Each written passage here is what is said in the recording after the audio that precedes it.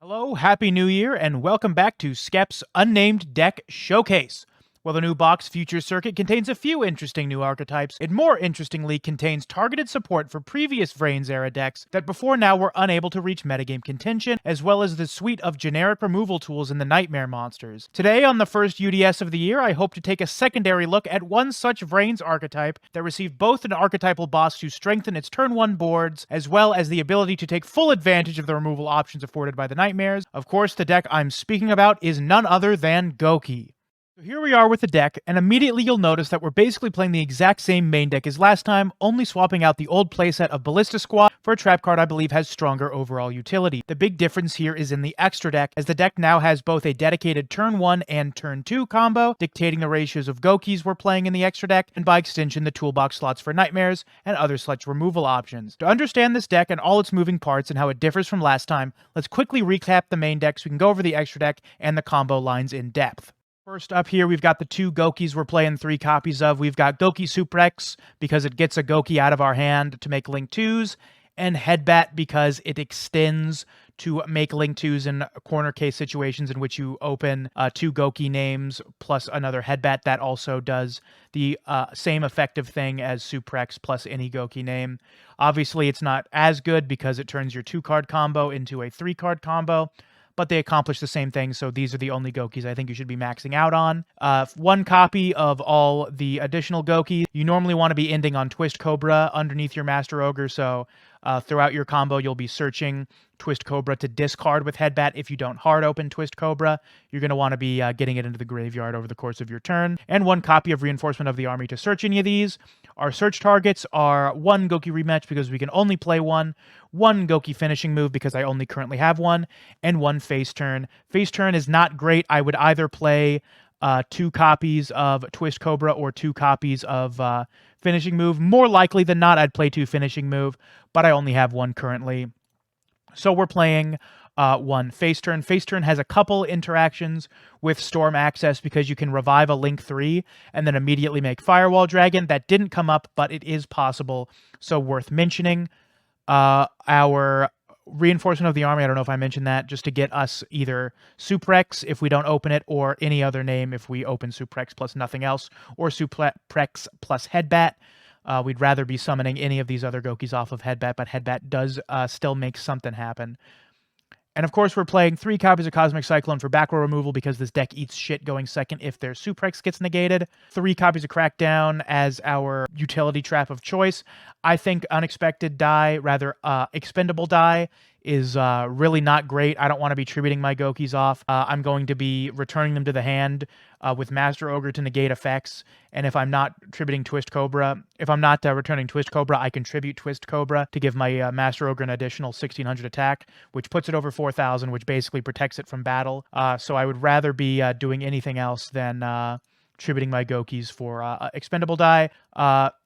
This isn't as powerful going first as something like Warning Point, but it does have additional utility going second, and it does allow you to make Security Dragon, which is a very strong removal tool in my opinion. So in my opinion, it is worth playing, and it is why I am playing it.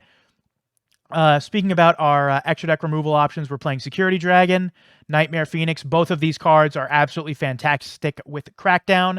Another card that's good with Crackdown would be Nightmare Phoenix, Nightmare Unicorn rather, which I still haven't pulled, so we are on the 1 copy of Ningusa the World Chalice Warrior. These cards did not come up at all while playing. I might have made Nightmare Phoenix once or twice, but I think it was just for BM. These are the main 5 cards that you're going to be worrying about, and I'll explain why right now. The turn 1 combo goes through 1 copy of Jet Ogre, 1 copy of Thunder Ogre, 1 copy of Master Ogre.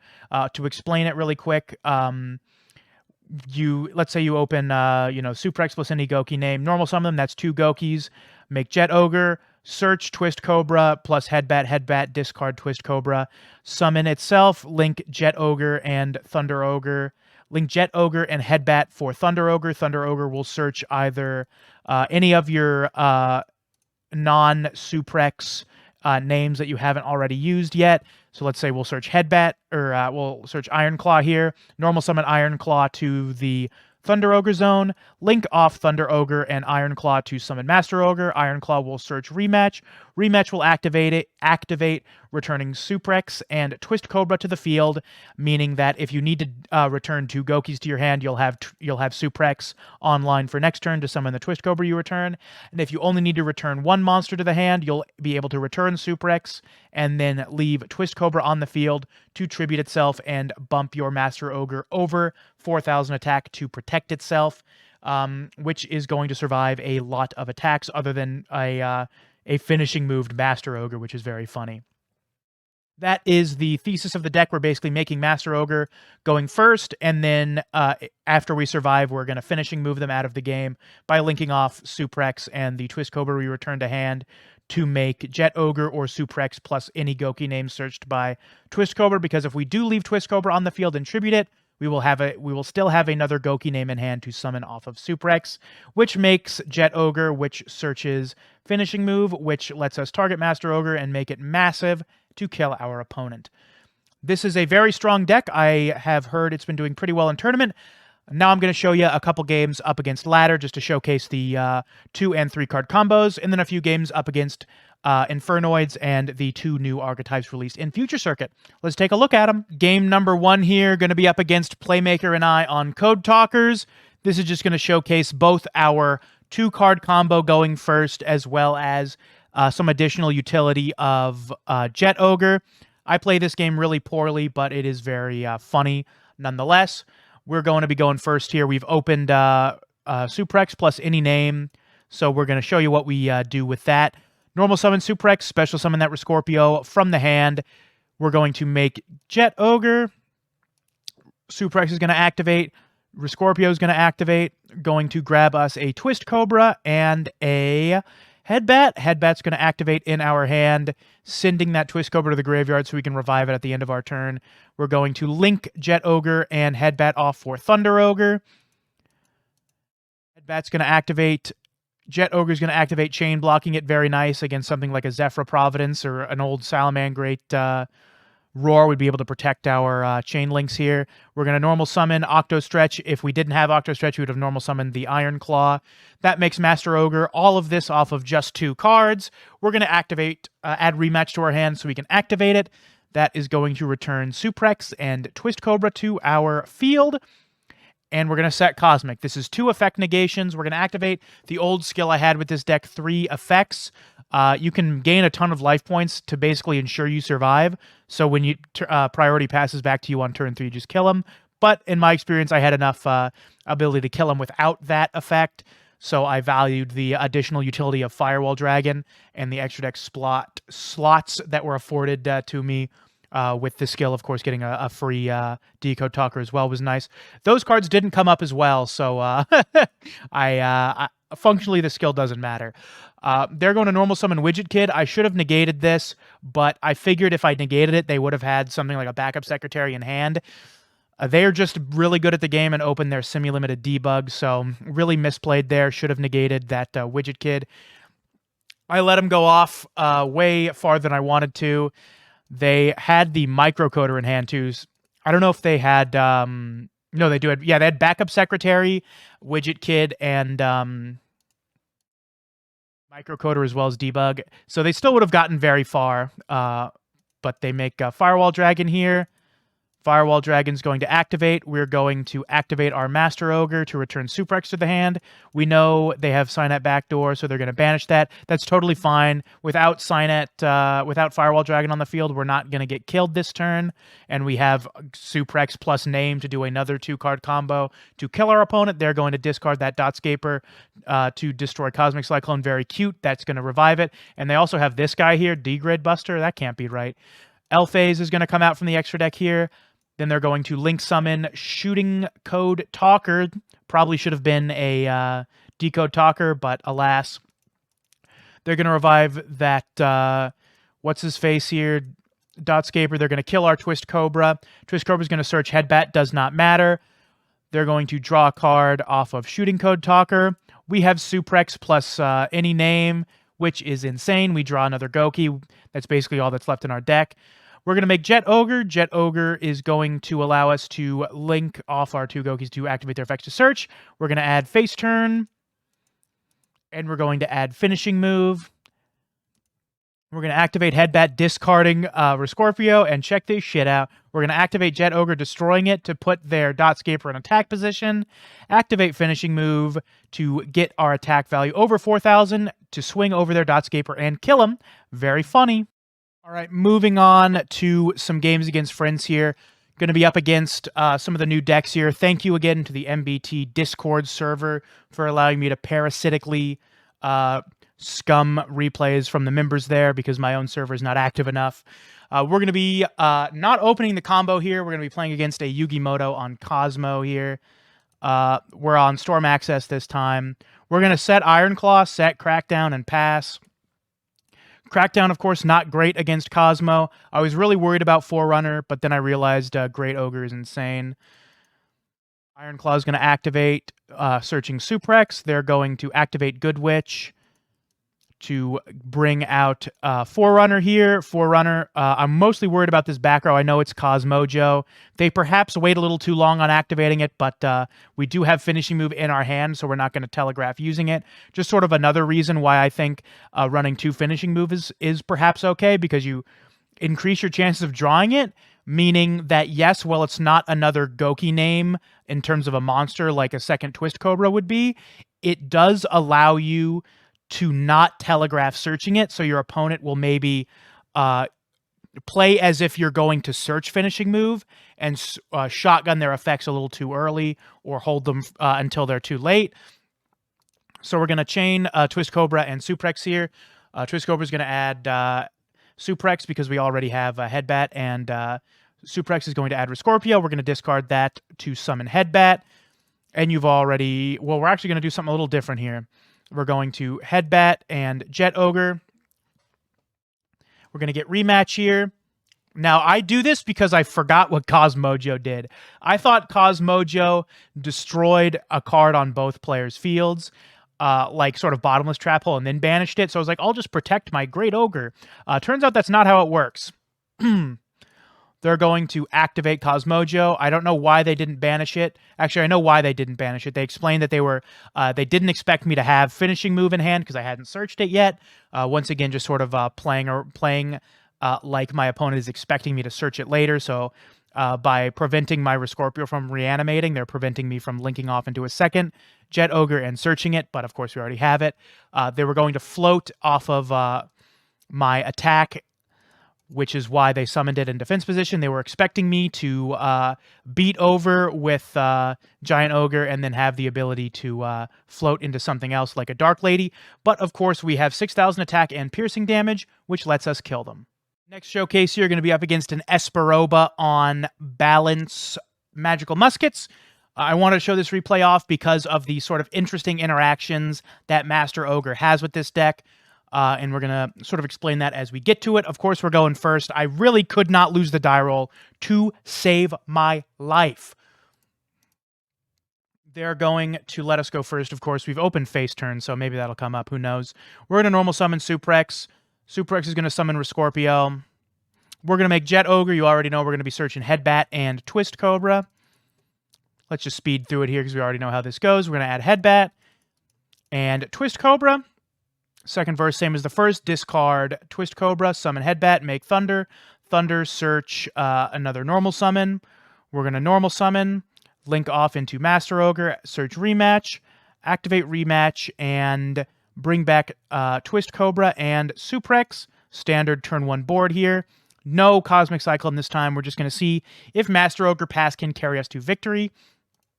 They're going to pot a Duality, going to get a Lance, Duality, and a Caspar. Unfortunately, they literally opened all of those cards, so their opening hand is a little bit awkward, but they're going to normal summon Caspar, activate Desperado, and this is what I wanted to showcase. We can activate Master Ogre to return both cards to the hand. This will negate the Desperado, protecting our Master Ogre, and it will stop Caspar from activating or from resolving to add a Magical Musket from hand. As you can see here, that's why I wanted to show it off. This is the sort of application that Master Ogre has against Magical Muskets if you see it on ladder because it's a new deck and people are trying it out. We are going to normal summon Suprex, bring that Twist Cobra out. I activate the fucking face turn in the same column. I was worried that they had... I could have just swung here, but the problem is that I'm a stupid idiot, and I didn't do that. But here's what we do after fucking hard throwing like this. Suprex is going to activate. Casper is going to... I genuinely thought this only activated if you had a... if you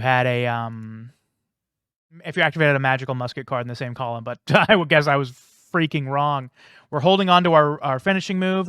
We can activate Twist Cobra in the damage step along with... They activate Cross Dom in the damage step, targeting our Jet Ogre. That's why we attacked with it. So we contribute it with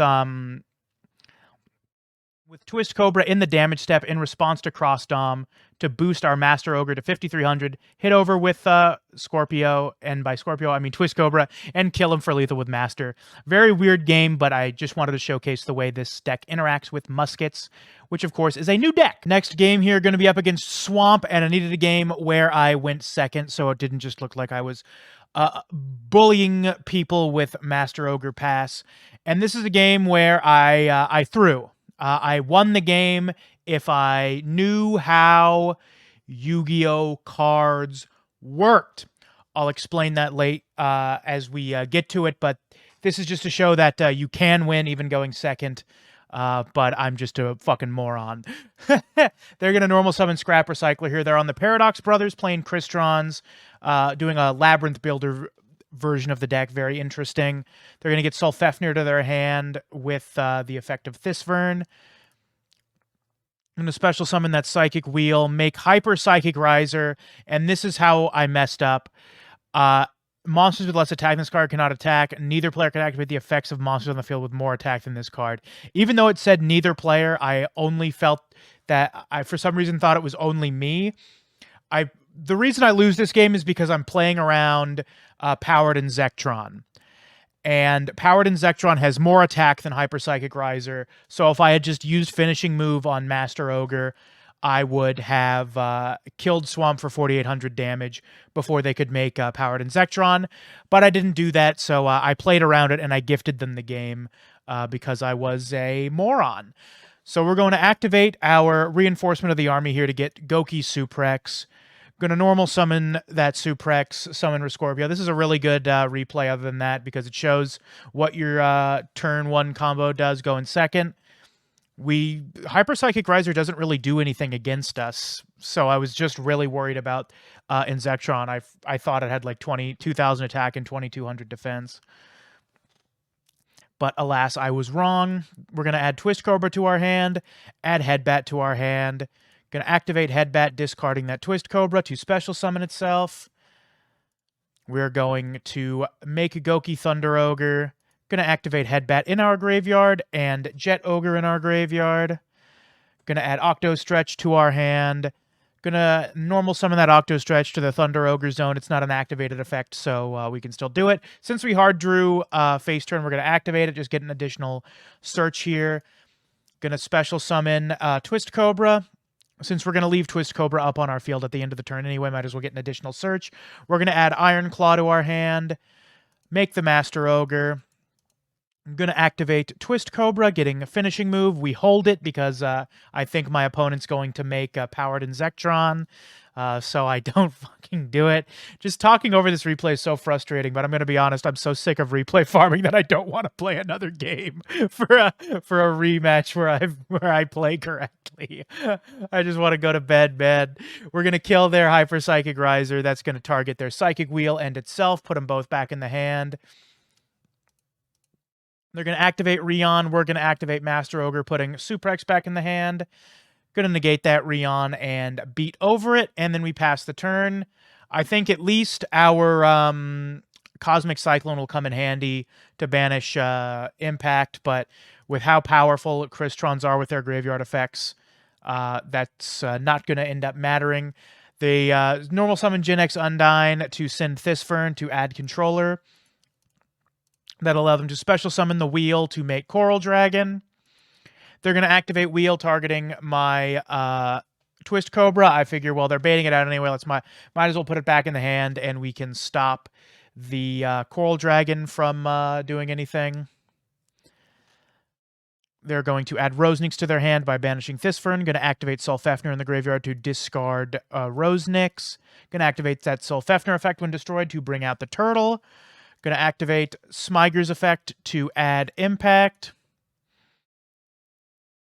They're going to activate Rosenix to summon a token. Going to synchro with Coral Dragon and the token for a Gungnir. Going to activate Gungnir to draw a card. Actually, that's Coral Dragon to discard draw a card, then discard Impact and MST. Going to Labyrinth build to put the Labyrinth wall on the field. Going to pop that to summon out Rion. Going to make Amatrix, and that is 5,000 points of damage on the field because I didn't know how cards worked. What a damn shame. But important to mention that if I knew how cards work, we took that game with finishing move just like every other game. Let's show off the last match so I can start editing this and go to bed. Final game here, going to be up against moderator of the channel, Kyle, our resident Infernoid expert. Ran a bunch of games against him the other day, and they were all basically the same thing over and over again. So this is the one I thought was the most interesting. I mean, they all kind of ended up being the same. But this one, well, you'll see. This shows off how what's his face? The old Headbat plus any two Gouki names is combo. We normal summon the Octo Stretch, discard the Iron Claw for Headbat, and this will show how we get to the same Master Ogre pointing to Suprex and Twist Cobra when we do not open either Suprex or Scorpio, or not Rising Scorpio, Twist Cobra rather. We're going to activate our rematch that we searched to bring back the Iron Claw, whose effect we have not used yet. We are going to link off that Iron Claw to search the Twist Cobra. Going to chain block that with Jet Ogre just for the hell of it. And there's Twist Cobra. We're going to use our extra normal summon on Suprex, so now we can bring out Scorpio from our hand, and we use the Octo Stretch we revived plus the Thunder Ogre to make Master Ogre, and we are pointing to our other two Gokis when we end our turn. Going to set that Cosmic Cyclone and pass. They're going to Dark Hole. You already know we got to negate that. So that's going to go to the graveyard. They're going to set two cards and pass. We know one of those is a Void Feast. We got to try to snipe that. So we flip over our Cosmic Cyclone. We hit the Seer, but that's totally fine because we're going to get to negate the Void Seer with our Master Ogre because it is a fair card. They're going to activate Void Feast, sending another Void Feast. We're going to activate Master Ogre, putting that Super X back in hand, and that functionally wins us the game, and our opponent concedes. So we're back with the deck, and it feels like the real deal now. It's not like before where I had to sort of be like, it link spams very well, but it doesn't really do anything. Master Ogre Pass is so much more powerful than Great Ogre Pass. It's crazy. And the ability to do the exact same combo going second while searching finishing move to just kill them while making a monster that negates any sort of like targeted removal or battle traps for the people on ladder still playing those is insane. This feels like a massive leap in power, and it's basically exclusively because of a couple extra deck cards that have changed. I like I said before, I haven't even summoned these cards. So if you saw this video and you were impressed by Master Ogre, you could just play another Master Ogre, another Jet Ogre, and another Thunder Ogre, and just do the exact same combo twice. Additionally, there were some cards I wanted to mention to replace Face Turn because it never ended up really mattering. Firstly, I would play a second finishing move. If I had two finishing moves, I wouldn't have even needed to worry about the Powered Insectron. I would have just activated finishing move to force it out and have another one for follow-up on turn 4. The other thing I would do is play a second Twist Cobra like I mentioned before, but also Jar of Avarice would put rematch back so you could search it again. That seems pretty okay. Not great, but like not having two rematch is really rough. But at the same time, I feel like if you gave this deck two rematch, it'd be tier 0. It's this card. It's this card right here. I think they need to take action with it. I don't know. Maybe I'm wrong. I don't know how quickly this is going to take over the meta, if indeed it will at all. But it's sort of a weird feeling because this deck can do so much stuff with link spam, and the games never go on long enough for you to need to do that, because you always have the instant kill switch in finishing move, which of course is nice to make the deck more powerful, but it's a little lame in that it doesn't let the deck really do anything cool because it's all in service of killing immediately with finishing move. Even Master Ogre, as much as I'm singing its praises, is really only good because it lets you survive, so you can activate finishing move on turn 3 if you go first. So it's a little bit of a shame that the whole deck is centralized around another piece of busted back row that just lets you deal 4,000 damage immediately. I'm starting to think that Duel Links probably needs 8,000 life points, but I mean, maybe that would ruin the game. I know maybe they... I heard they tried to up the life points to 5,000. It just made the format unplayable. So maybe I'm just an idiot. But yeah, the other thing I was thinking about is you could also just do a bunch of 2-ofs. I don't like running 2-ofs, but you can, and just play 2 Book of Moon, along with like your other guy, or just keep 3 Cosmic Cyclones and then play 2 Crackdown, 2 Book of Moon. Book of Moon helps you against Monster Mash decks that Cosmic Cyclone isn't good against, and Crackdown is too slow against if you're going second. Another card I was thinking of is Forbidden Chalice. Chalice seems like an okay card. Just any permutation of cards that help you go second and play through either monsters with quick effects, like something like Beatrice, sending a card to banish your Gouki Jet Ogre. If they banish your Jet Ogre, you're in a real rough place. So something like a Chalice could help with that. But yeah, this feels really good. This feels very powerful. I wouldn't change the ratios of Goukis unless you want to cut the 3rd Gouki spell and just play 2 spells and a bunch of monsters, in which case I'd just go up on Twist Cobra. This feels pretty complete, in my opinion. You can also play the 3 effects build to gain life points. Some of the replays I had was with me playing 3 effects. And to be fair, the Storm Access stuff never came up. I never made Decode Talker or Firewall, so probably 3 effects is better for the latter environment. I don't know about competitive events where it's very possible your opponent can drag the game out with their play to make you maybe need a Firewall Dragon pointing to a Nightmare Phoenix or a Security Dragon. I wouldn't know about that, but this seems like a really strong deck. If I climb to COG this season, it'll probably be with this deck. So that's that. Thank you again so much for watching. I hope you enjoyed the video. And I hope you were as impressed as I am with this deck's results. Really only losing to your own misplays, in my opinion, shows very positively the power level of a deck you're playing. If you'd like to see the decks I make on this show on stream, you can catch me live at twitch.tv/skepticalsnivy. In addition to that, I might be doing a new stream series wherein I actively try to get to King of Games with a specific deck, and if that is the case, I was considering maybe cutting together the highlights and games therein to upload to YouTube. And if that sounds like something you'd be interested in, please let me know. I do want to make more content for the channel, but I'm just not quite sure what exactly I would do, because it's hard pulling for new decks because I'm not a free-to-play player, but I am. I also don't have the money to pull for anything new, which is why I haven't done Mech Knights yet. I still haven't pulled Unicorn or Ibli number 3, so that's why I'm doing Goukis, because I've actually pulled the cards I need for it. So that being said, I appreciate you watching. I hope to see you around in the future, and have a wonderful rest of your day. If you enjoyed the video, please consider liking, commenting, and maybe even subscribing. Bye-bye. Mwah.